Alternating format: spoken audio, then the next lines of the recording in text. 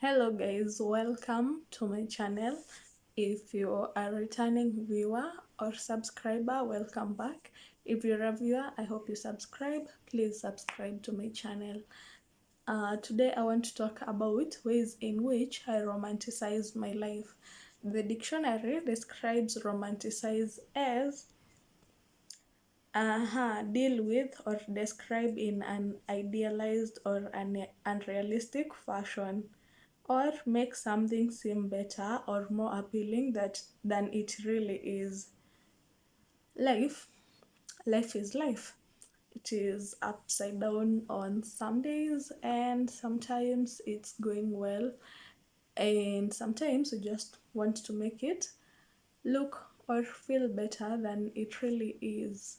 So I live for doing small things to make myself feel as if I'm living in a bubble and not in the real world, because the real world is real. And as usual, I have my points with me in this book that I have called Content Ideas. My first point is a wish list. I have a wish list for the things that I would like to shop in future, so that even when I'm saving, I know what I'm saving towards. Or if I get lucky and get money, some extra disposable income, then I know exactly what to spend on. Right now, a few things on my wish list are such as vlogging camera, because well, I need it. I'm struggling with storage on my phone. I could use better quality, and it feels like the next best step for me anyway. So now I'm saving towards that. What else is on my list? I had sneakers on my list. I got them. I also have travel destinations on my list, places that I have not yet been to in Kenya, such as like Bogoria, Baringo, Olpejeta. Yeah, destinations and the things that I want to buy. This helps me not to feel guilty when I'm making large purchases, because I know it's something that I had planned for and it's not just an impromptu purchase. Flowers. I buy myself flowers once in a while. When I'm recording this, I just bought a bouquet yesterday, and the flowers have not yet opened. They are color white and orange. I don't even remember the name of those flowers. I enjoy having flowers in the house, and maybe during times when I'm not able to get a bouquet because they also die in a few days, I pot plants. I cut plants and put them in water so that I have live plants in the house anyway. I listen to music while showering.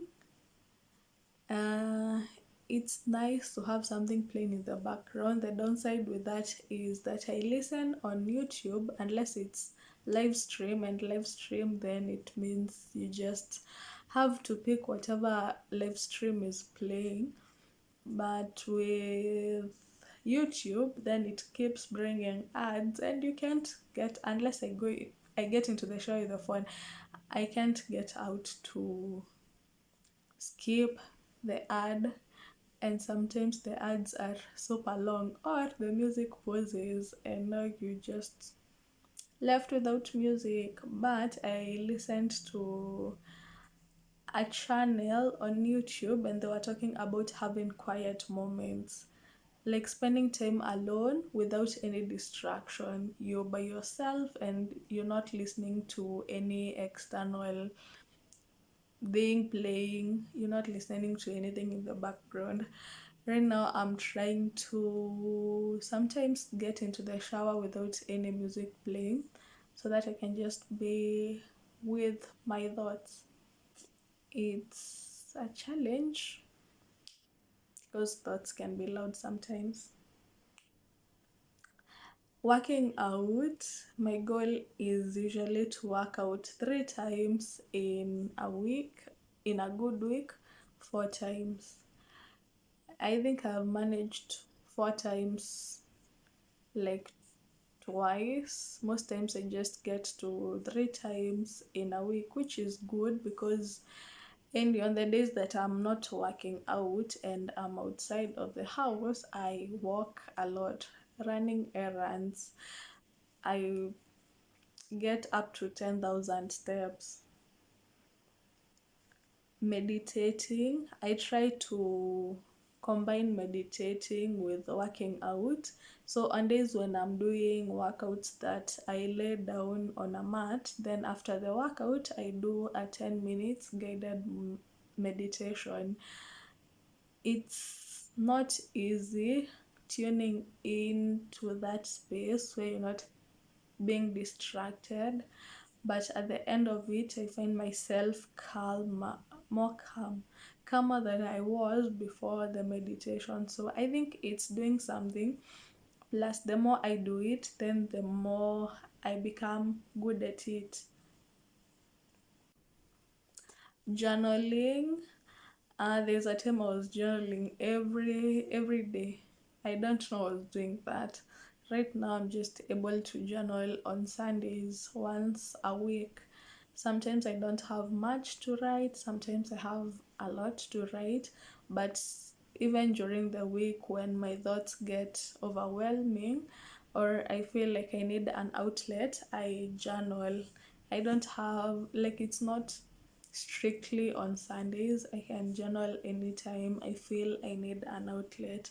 Sometimes I just sit down and read through my previous entries, especially last year's. I think last year I was going through the most. I read through them and I'm like, oh yeah, and now I am here. It's nice to read and see how much you've grown, because that also goes to show me that whatever I think is too much for me right now won't be anything in a year to come. Like, it sort of tracks my growth.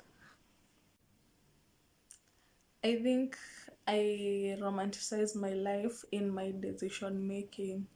Right now, I'm finding myself making decisions that are more of the things that I want for my life, not what I think other people expect of me, not what I think is, best according to a certain set structure. I don't know set by whom. Just the things that feel right for me, the things that I know I'm able to follow through with them. And that has been in my career, in my relationships, in the way I decide to relate with people, or the people that I decide to relate with. My space is, I would say, quite intimate. Like, the people around me are people that I know are good for me, and if they are not, then I will interact with them with a certain distance between us. Like, I won't let them be in my space in ways that I am not comfortable with. Another way is allowing myself to feel my feelings, because sometimes nasikia sijui aje, and I let myself just feel sijui aje. Like, I will get through with my day. The thing that helps me get through with my day is having a to-do list to follow through. So I'll just do things that I was supposed to do anyway, feeling as I am feeling. I think also not letting the feelings interrupt my day is a good thing for me, because if I was only to do things because I feel like doing it, I wouldn't get much done. So I allow myself to feel, but also still do as much as I can get done, as I am feeling the way I am feeling. It might not be to 100%, but still getting things done is better than just laying around, because if I'm just sitting or lying down and feeling things, then it makes me feel worse because now I'm not doing what I was supposed to be doing in that time. I love convenience, so anything that can make my life convenient is most definitely welcome. Like having small tiny things like two lip balms, just so that one can be in the sitting room and one in the bedroom, so that when I need to use one while I'm in the bedroom, then I don't have to come carry the one that is in the sitting room. And having two memory cards for my camera. It's not a vlogging camera, it's just a camera. So that if I take one memory card to put in my phone, then I am replacing it with the other convenience, so that when I need to use the camera next time, it already has a memory card inside. What else? I love that I have two chargers for my laptop. Just that is just because my first laptop ilichapa na, but the charger works fine. So when I'm carrying the laptop from the bedroom to the sitting room, then I don't have to move with the charger. Such tiny things of convenience. I love convenience so much. My skincare routine. Skincare is expensive. Huh? Sometimes when I'm broke, I usually wonder what I'll do when the products that I have run out. But somehow, I think when you're focused on something, you'll always find a way to continue doing it. Somehow, I'm able to replenish when they run out. I don't know that they're doing that much for my skin, but my skin was worse when I was not on any skincare routine. Right now that I'm following the one that I'm following, my skin is doing much better. Notebooks. I think I have more than 5 notebooks that I write on. I've just shown you these that I have for content ideas. My journal. What else? I have a notebook for my goals.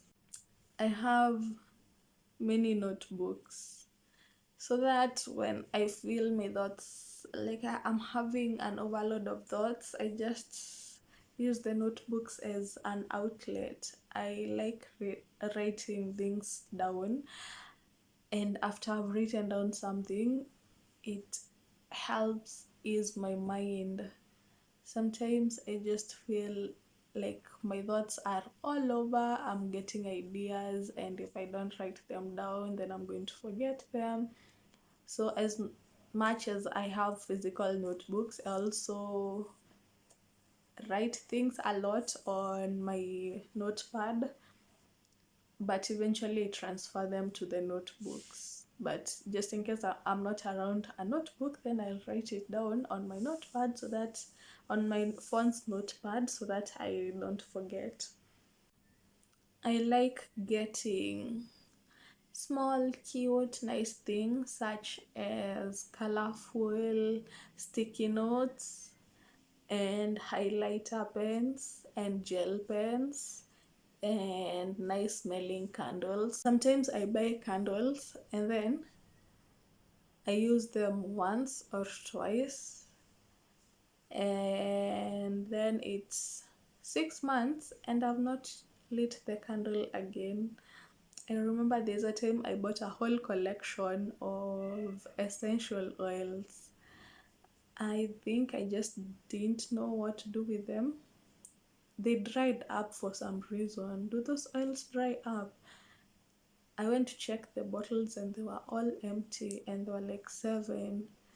I have a humidifier that I last used probably in March, but sometimes I forget these things, but then once I get back to using them, I'll use them for quite a while before I forget them again. I think it comes in phases. And then I have fairy lights.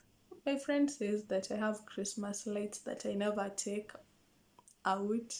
They're not Christmas lights, they're just fairy lights that I put on when I'm feeling in the mood, like I'm in the mood. Mostly it's when I'm home alone and the house is clean and there's music playing and I don't know what else I'm doing because they're in the sitting room and I rarely spend time in the sitting room during the evenings. Another way I romanticize my life is saving money. As much as I live for today, like I won't sacrifice everything just so that I can save. I like saving with things in mind so that I know that someday I'll be able to afford the things that are on my to do list. And just to know that if all goes wrong, I have some sort of caution to fall back on till I can figure them out again. Another thing is accepting my privilege. Sometimes I feel guilty. It doesn't even make sense that I will feel guilty for something that is not happening to me. Like if I have some money and I decide to travel and now I'm thinking there's someone who can't afford to travel because they have bills to pay and I'm only able to travel because I don't have bills. Yeah, that's true, but I don't have bills. Feeling guilty that I don't have bills and I'm able to travel doesn't help their situation. I'm learning. I would say I'm learning, and it feels good to just accept my privilege, because even I am sacrificing to live at home so that I can use that money for something else that I'd rather be doing. But then it could also be that they don't have that option to live at home. Now, if I feel guilty about it, I'm not even still, I'm still not helping them. So I'd rather just live life as it is for me while being grateful, but also not too grateful that I'm not able to enjoy that privilege because there's someone else who is able to travel and is able to also pay bills and do much more than I'm able to do, and they're just living their life and enjoying it. Sometimes these things, they make me feel as if I live in a bubble. They are tiny things, but they make my life so beautiful.